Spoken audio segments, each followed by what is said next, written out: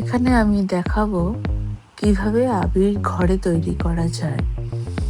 প্রথমে আমরা কর্নফ্লাওয়ার নিলাম, তার সঙ্গে কিছু ফুড কালার অ্যাড করলাম। এটা অর্গানিকভাবে তৈরি করা যায়।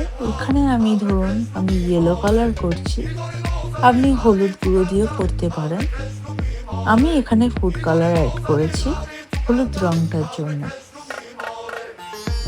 হলুদ রংটাকে প্রথমে আমি জলের সঙ্গে মেশালাম, মিশিয়ে আমি ধীরে ধীরে কর্নফ্লাওয়ারটার সঙ্গে অ্যাড করতে থাকলাম এবং সঙ্গে সঙ্গে আপনাকে কালারটা মিশিয়ে নিতে হবে সমানভাবে।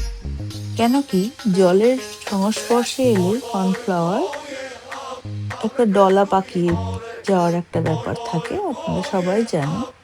ওটা একটা জট বেঁধে যাওয়া বা জমে যাওয়ার একটা ব্যাপার থাকে। তো আপনাকে ক্রমাগত ওটা মেশাতে থাকতে হবে। আমি একটু একটু করে জল কালারের সঙ্গে মিশিয়ে মিশিয়ে ঢালতে থাকলাম এবং গুঁড়োগুলোকে ভাঙতে থাকলাম। এইভাবে ক্রমাগত আমি মেশাতে থাকলাম।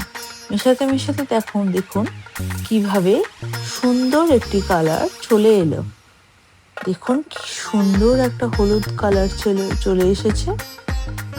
যেরকম আমরা বাড়িতে হলুদ আমরা ব্যবহার করে থাকি রান্নার কাজে, সেরকম একটা সুন্দর মিষ্টি হলুদ রং চলেছে। এইটা দেখুন ঠিক সমানভাবে আমি একটি সবুজ রং তৈরি করেছি এবং একটি রেড কালার লাল রঙের আবির তৈরি করার চেষ্টা করেছি।